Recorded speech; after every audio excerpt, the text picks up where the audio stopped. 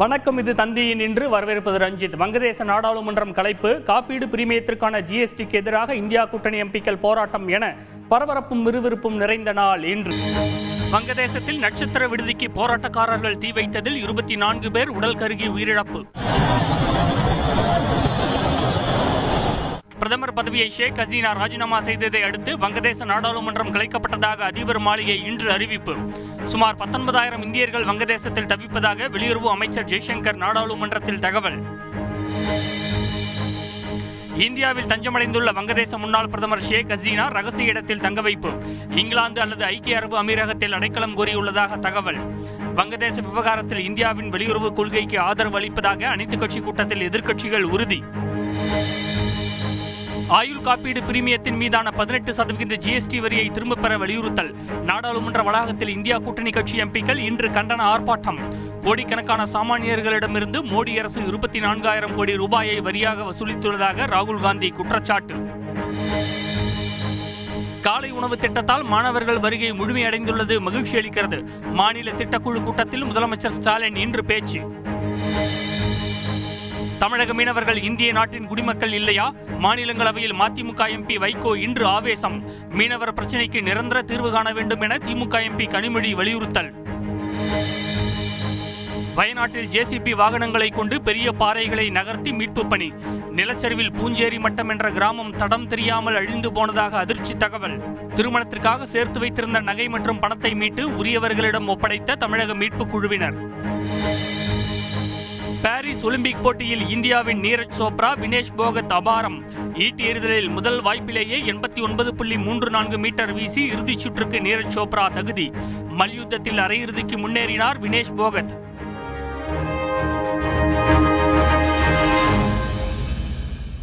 வங்கதேசத்தில் நட்சத்திர ஓட்டலுக்கு போராட்டக்காரர்கள் தீ வைத்ததில் 24 பேர் பரிதாபமாக உயிரிழந்தனர். இதனிடையே அந்நாட்டு நாடாளுமன்றம் இன்று கலைக்கப்பட்டது. வங்கதேச விவகாரத்தில் மத்திய அரசு எடுக்கும் முடிவுகளுக்கு துணை நிற்போம் என இன்று நடந்த அனைத்துக் கட்சி கூட்டத்தில் எதிர்க்கட்சிகள் உறுதியளித்தன. செய்தியாளர் ராஜா வழங்கிய தகவல்கள் இவை.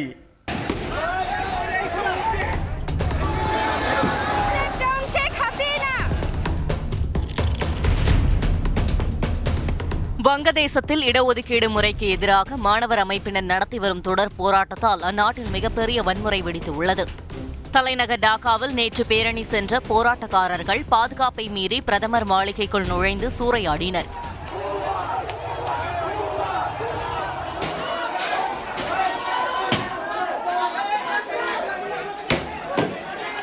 உணவுப் பொருட்களை சுவைத்து போட்டோஷூட் நடத்தியது மட்டுமின்றி பிரதமரின் உடைகள், ஏராளமான பொருட்களை அள்ளிச் சென்ற காட்சிகள் அதிர்வலைகளை ஏற்படுத்தின.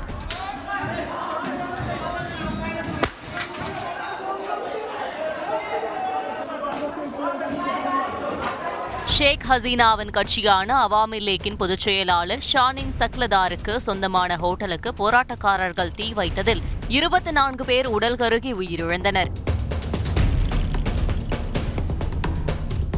இதேபோல வங்கதேச கிரிக்கெட் அணியின் முன்னாள் கேப்டனும் எம்பியுமான மஷஃபி மோட்டாசாவின் வீட்டிற்கு தீ வைக்கப்பட்டதாக தகவல் வெளியாகியுள்ளது.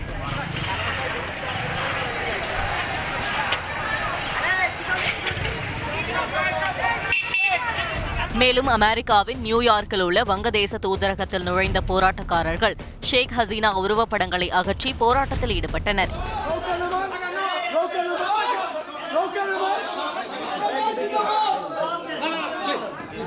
இதனிடையே பிரதமர் பதவியை நேற்று ராஜினாமா செய்த ஷேக் ஹசீனா இந்தியாவில் தஞ்சமடைந்தார். ரகசிய இடத்தில் அவர் தங்க வைக்கப்பட்ட நிலையில் இங்கிலாந்து அல்லது ஐக்கிய அரபு அமீரக நாடுகளிடம் அடைக்கலம் கோரினார். இனி அவர் வங்கதேச அரசியலுக்கு திரும்ப மாட்டார் எனவும் வங்கதேசம் அடுத்த பாகிஸ்தானாக மாறும் சூழல் ஏற்பட்டு உள்ளதாகவும் ஷேக் ஹசீனாவின் மகன் சஜீப் ஜாய் தெரிவித்தார். இதனிடையே வங்கதேசத்தில் இடைக்கால அரசாங்கத்திற்கு தலைமை தாங்க நோபல் பரிசு பெற்ற முகமது யூனுஸுக்கு மாணவர்கள் அமைப்பின் தலைவர்கள் அழைப்பு விடுத்தனர்.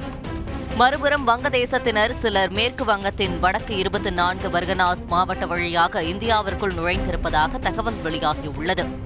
வங்கதேச விவகாரம் தொடர்பாக டெல்லியில் இன்று அனைத்து கட்சி கூட்டம் நடைபெற்றது. இதில் தற்போதைய சூழல் குறித்து வெளியுறவுத்துறை அமைச்சர் ஜெய்சங்கர் விளக்கம் கொடுத்தார். ராஜா, ஷேக் ஹசீனாவின் ராஜினாமாவால் வங்கதேசத்தில் நிகழ்ந்துள்ள அரசியல் மாற்றங்கள் என்ன? புதிய அரசு அமைவது குறித்து தகவல் எதுவும் வெளியாகியுள்ளதா? விவரங்கள் சொல்லுங்கள்.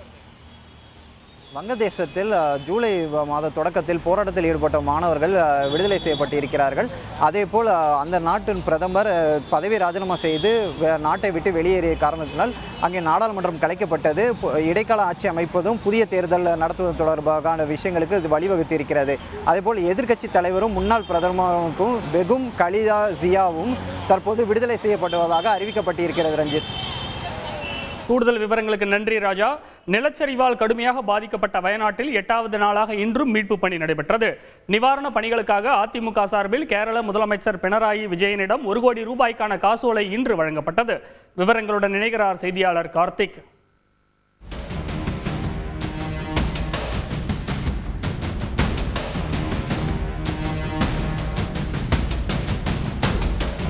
வயநாட்டில் நிலச்சரிவால் பாதிக்கப்பட்ட பகுதிகளில் 8வது நாளாக இன்று மீட்புப் பணி நடைபெற்ற நிலையில் சூரல்மலையில் ஜேசிபி இயந்திரங்களை கொண்டு பெரிய பெரிய பாறைகளை நகர்த்தி மீட்புப் படையினர் தேடுதல் பணியில் ஈடுபட்டனர்.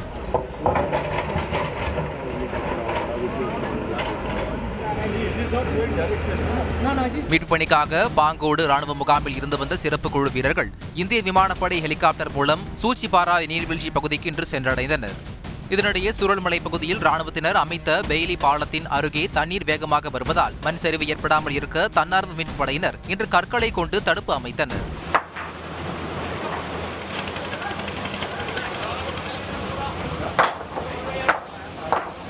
அடையாளம் காணப்படாத உடல்கள் அனைத்து மத சடங்குகளுக்கு பின் அடக்கம் செய்யப்பட்டு வரும் சூழலில் நிலச்சரிவால் பாதிக்கப்பட்ட இடங்களில் தொற்றுநோய் பரவும் அபாயம் உள்ளதாக கேரள சுகாதாரத்துறை அமைச்சர் வீணா ஜார்ஜ் எச்சரித்துள்ளார். வயநாடு மாவட்டத்தில் இதற்காக சுகாதாரத்துறையின் கீழ் மாவட்ட அளவிலான கண்காணிப்பு பிரிவு உருவாக்கப்பட்டுள்ளது. உயிரிழந்தவர்களின் உடல்களை கொண்டு வந்து உடற்கூறு ஆய்வு செய்யும் இடத்தில் காவல்துறை, சுகாதார பணியாளர்கள், தன்னார்வலர்கள் மட்டுமே இருக்க வேண்டும் எனவும், மீட்புக் குழுவினர், பத்திரிகையாளர்கள், பாதிக்கப்பட்டவர்கள் கட்டாயம் டாக்ஸி, ப்ராஃபிலாக்சிஸ் நோய் தடுப்பு மாத்திரைகளை உட்கொள்ள வேண்டும் எனவும் அறிவுறுத்தப்பட்டுள்ளது. இந்நிலையில் மீட்புப் பணியில் உதவுவதற்காக வயநாடு அனுப்பப்பட்ட தமிழக IAS அதிகாரிகள் நாளை அல்லது நாளை மறுதினம் சென்னை திரும்ப உள்ளதாக தெரிவிக்கப்பட்டுள்ளது. செய்தியாளர் கார்த்திக் வழங்கும் கூடுதல் தகவல். இதுவரைக்கும் 406 பேர் அந்த நிலச்சரிவில் உயிரிழந்திருப்பதாக மாவட்ட நிர்வாகம் அதிகாரப்பூர்வமாக தெரிவிச்சிருக்கு. ஒரு பக்கம் பாதிக்கப்பட்டவர்கள் முகாமில் தங்க வைக்கப்பட்டு அவங்களுக்கு அடிப்படை வசதிகள் செய்யப்பட்டிருக்கு. அதே சமயம் தற்போது பாதிக்கப்பட்டவர்கள் ஒவ்வொருவராக அந்த சூரல்மலா மற்றும் முண்டகை பகுதிக்கு அவர்கள் வீடுகள் இருக்கிறதா இல்லையா, வீட்டில் இருக்கக்கூடிய கடைசியாக மிஞ்சிய பொருட்களை சேகரித்து தற்போது அந்த முகாமில் தஞ்சமடைந்துட்டு இருக்காங்க. ரஞ்சித், நன்றி கார்த்திக். வங்கதேச நிலவரம் தொடர்பாக மாநிலங்களவையில் இன்று விளக்கமளித்த மத்திய வெளியுறவு அமைச்சர் ஜெய்சங்கர் சுமார் 9000 இந்திய மாணவர்கள் அந்நாட்டில் சிக்கியிருப்பதாக தெரிவித்துள்ளார். செய்தியாளர் ரமேஷ்குமார் வழங்கிய தகவல்கள் இவை. ஆயுள் காப்பீடு பிரீமியத்தின் மீது விதிக்கப்பட்டுள்ள 18% GST வரியை திரும்பப் பெற வலியுறுத்தி நாடாளுமன்ற வளாகத்தில் இந்தியா கூட்டணி கட்சி MPக்கள் இன்று கண்டன ஆர்ப்பாட்டத்தில் ஈடுபட்டனர். மக்களவை எதிர்க்கட்சித் தலைவர் ராகுல் காந்தி, திமுக மக்களவை குழு தலைவர் TR பாலு, திமுக MP R ராசா உள்ளிட்டோர் இந்த ஆர்ப்பாட்டத்தில் பங்கேற்றனர்.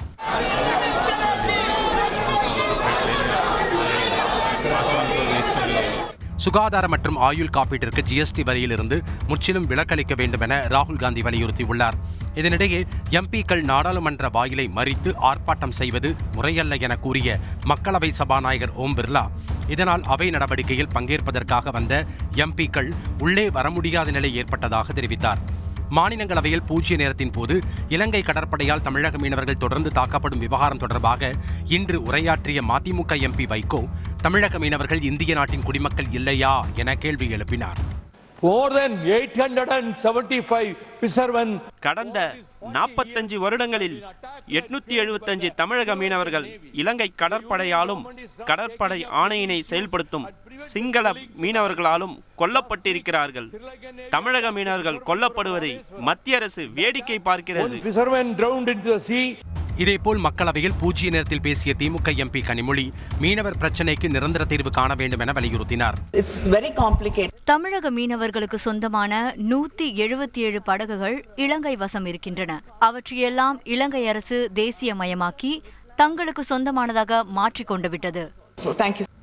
இது ஒரு புறம் இருக்க, வங்கதேச சூழல் தொடர்பாக மாநிலங்களவையில் மத்திய வெளியுறவு அமைச்சர் ஜெய்சங்கர் இன்று தாமாக முன்வந்து விளக்கமளித்தார்.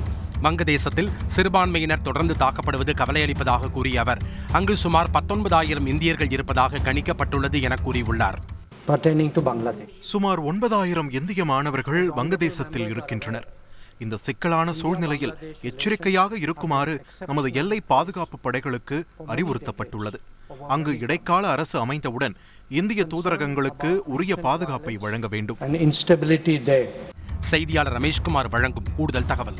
வங்கதேச விவகாரம் தொடர்பாக நாடாளுமன்றத்தின் இரு அவைகளிலும் தாமாக முன்வந்து விளக்கம் அளித்த வெளியுறவு அமைச்சர் ஜெய்சங்கர் ஷேக் ஹசீனா இந்தியாவில் எங்கு தங்கியிருக்கிறார் என்பது குறித்தோ, அவர் எத்தனை நாட்கள் இந்தியாவில் தங்கியிருப்பார் என்பது பற்றியோ, அவருக்கு இந்தியா அரசியல் அடைக்கலம் வழங்குவது குறித்தோ எந்தவிதமான அறிவிப்பையும் வெளியிடவில்லை.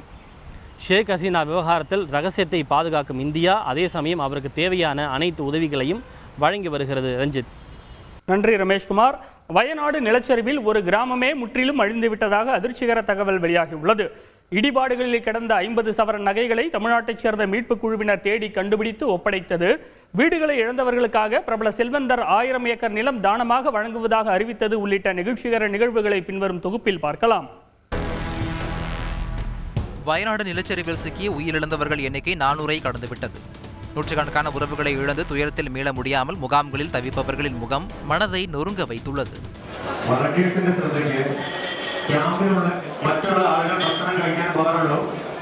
பூஞ்சேரி மட்டம் என்ற கிராமத்தில் நூற்றுக்கணக்கான வீடுகள் இருந்த நிலையில் நிலச்சரிவுக்கு பிறகு ஒரு வீடு கூட இல்லாமல் வரைபடத்திலேயே இருந்து நீக்கும் நிலையில் இருப்பதாக வெளியாகியுள்ள தகவல் பதற வைத்துள்ளது. நிலச்சரிவில் தனது நண்பர்கள் அனைவரையும் இழந்துவிட்டதாக வயநாட்டைச் சேர்ந்த சேகர் குமுறியது மனதை ரணமாக்குகிறது. ஜாதிபேதம் ஒன்றும் இல்லை, எல்லாரும் ஒரே மாதிரியான, எல்லோரும் ஒரே குடும்பம் போல தான் வாழ்ந்தோம். சாதி மதம் கடந்து பழகினோம். இப்படி ஒரு நிலை ஏன் ஏற்பட்டதுன்னு தெரியல. விவரிக்க முடியாத அளவுக்கு இழப்பு ஏற்பட்டிருக்கு.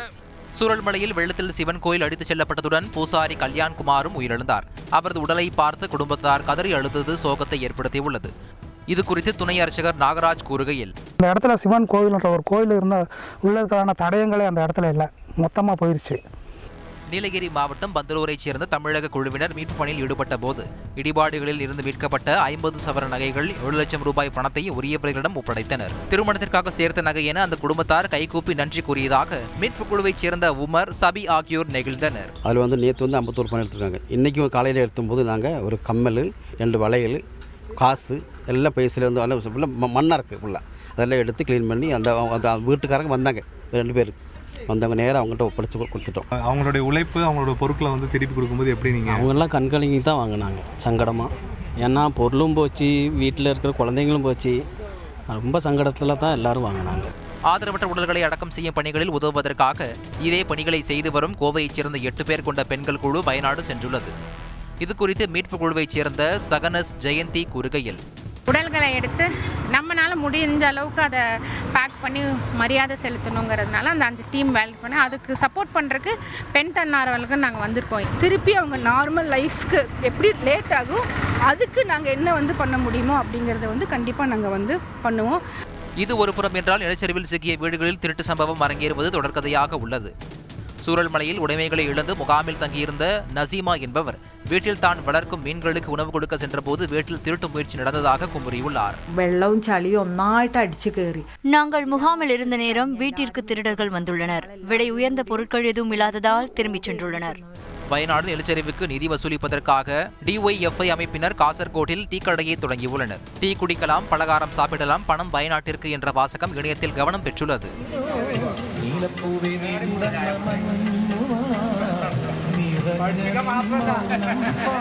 கேரளாவில் பிரபல நகைக்கடை அதிபரான பாபி செம்மனூர் நிலச்சரிவில் வீடுகளை இழந்த 100 பேருக்கு வீடு கட்டுவதற்காக 1000 ஏக்கர் நிலம் இலவசமாக வழங்கப்படும் என அறிவித்தது கவனம் பெற்றுள்ளது. வயநாடு நிலச்சரிவுக்கிடையே வனப்பகுதியில் சிக்கி தவித்த பழங்குடியின குழந்தைகளை வனத்துறையினர் பத்திரமாக மீட்டது நிகழ்ச்சியை ஏற்படுத்தியது. பிறந்ததில் இருந்து வெளி உலகத்தையே பார்த்திராத அந்த குழந்தைகளுக்காக தங்கள் உயிரையே பணயம் வைத்த ரியல் ஹீரோக்களை பற்றி விவரிக்கிறார் செய்தியாளர் கார்த்திக்.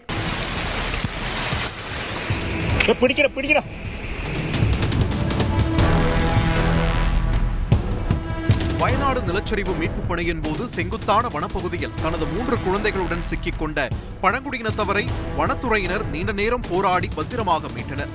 மீட்கப்பட்ட குழந்தைகளை வனத்துறையைச் சேர்ந்த வீரர்கள் தங்களது நெஞ்சில் சுமந்து பாதுகாப்பாக கொண்டு வந்து சேர்த்த காட்சிகள் காண்போரை நெகிழ்ச்சி அடையச் செய்தது.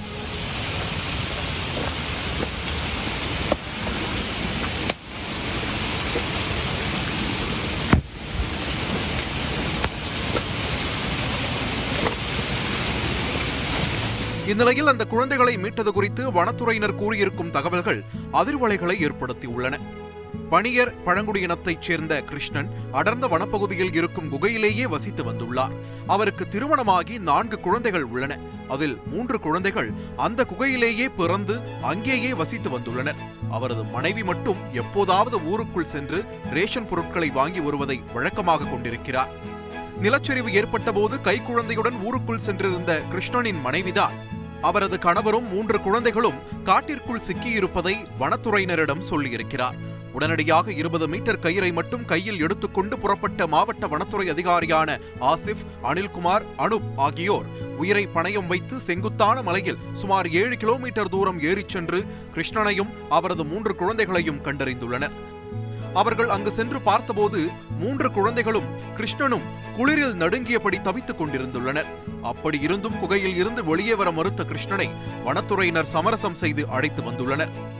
இதுகுறித்து அவர்களை மீட்ட ஆசிப், அனில்குமார் மற்றும் அனுப் கூறுகையில், അപ്പോൾ അതിൽ ഒരു അമ്മയും മകനും അവിടെ ഒറ്റപ്പെട്ട് നിൽക്കുന്നതുകൊണ്ടും குழந்தைகளோட நிலைமை ரொம்ப மோசமாக இருந்தது. நெருப்பை பற்ற வச்சு குழந்தைகளுக்கு குளிர் போகிற வரைக்கும் சூடு காண்பிச்சோம். പിന്നെ ஷர்ட்டு துணிയൊന്നും இல்லாத சரீரத்தில் പിന്നെ തണുത്ത് വരച്ചിട്ട് எங்ககிட்ட இருந்த பெட்ஷீட்டை கிழிச்சு அதில் வச்சு அவங்கள பாதுகாப்பாக கூட்டிகிட்டு வந்தோம். எங்ககிட்ட 20 மீட்டர் கயிறு மட்டும்தான் இருந்துச்சு. அதை வச்சு தான் 7 கிலோமீட்டர் தூரத்தை செங்குத்தான பாதையில் கடந்து வந்தோம். கூட நம்ம டீம் மெம்பர்ஸ் எல்லாரும் குழந்தைங்க ரொம்ப பயத்திலையும் பசியிலையும் இருந்தது எங்களுக்கு தெரிஞ்சது. எங்க கிட்ட இருந்த பிஸ்கெட் தண்ணியை கொடுத்து சாப்பிட வச்சோம். கீழே வந்த பிறகுதான் உணவு, உடை எல்லாத்தையும் ஏற்பாடு செய்ய முடிஞ்சது. தற்போது அந்த குழந்தைகள் முகாமில் குடும்பத்தினரோடு பாதுகாப்பாக இருப்பதாக வனத்துறையினர் தெரிவித்துள்ளனர். காலை உணவு திட்டத்தால் மாணவர்கள் வருகை அதிகரித்திருப்பது மகிழ்ச்சி அளிப்பதாக இன்று நடைபெற்ற மாநில திட்டக்குழு கூட்டத்தில் முதலமைச்சர் ஸ்டாலின் பெருமிதம் தெரிவித்தார். இன்றைய முக்கிய அரசியல் நிகழ்வுகள் குறித்து விவரிக்கிறது பின்வரும் தொகுப்பு. தலைமைச் செயலகத்தில் முதலமைச்சர் ஸ்டாலின் தலைமையில் மாநில திட்டக்குழுவின் 5வது கூட்டம் இன்று நடைபெற்றது. தமிழகத்தில் அனைத்து துறைகளும் சமச்சீராக வளர்ந்து வருவதாக நித்தி ஆயோக் வெளியிட்ட அறிக்கை மகிழ்ச்சியை தந்துள்ளதாக முதலமைச்சர் ஸ்டாலின் தெரிவித்தார். நாங்கள் செயல்படுத்தி வரும் திட்டங்கள் எந்த அளவுக்கு சிறப்பானவை என்பதை உங்கள் அறிக்கைகள் சொல்கிறது. அதனை இன்னும் சிறப்பானதாக நடத்துவதற்கு ஏதாவது ஆலோசனைகள் இருந்தாலும் சொல்லுங்கள். தஞ்சாவூரில் பாதாள சாக்கடை திட்ட பணியின் போது மண் சரிந்து 2 பேர் சிக்கிய நிலையில் ஜெயநாராயணமூர்த்தி என்பவர் சடலத்துடன் மீட்கப்பட்டார்.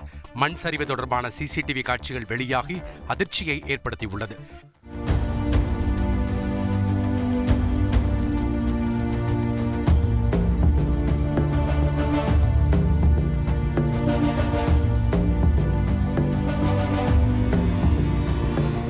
இதில் உயிரிழந்தவரின் குடும்பத்திற்கு 3 லட்சம் ரூபாயும், காயமடைந்தவர் குடும்பத்திற்கு 1 லட்சம் ரூபாயும் நிதியுதவி வழங்க முதலமைச்சர் உத்தரவிட்டார்.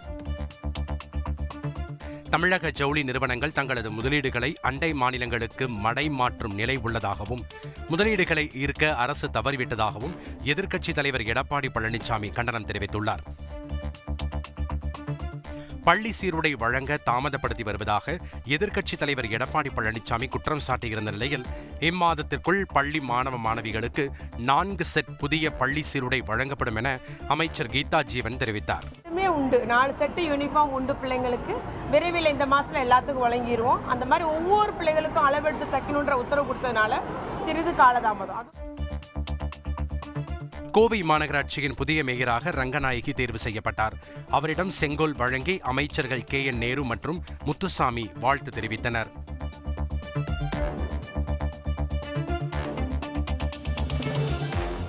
முன்னதாக நடைபெற்ற திமுக மாமன்ற உறுப்பினர்கள் கூட்டத்தில் கடந்த 50 ஆண்டுகளாக கட்சிக்காக உழைத்த தனக்கு மேயர் பதவிக்கு வாய்ப்பளிக்காதது குறித்து அமைச்சர் KN நேருவுடன் 63வது வார்டு உறுப்பினர் சாந்தி வாக்குவாதத்தில் ஈடுபட்டார்.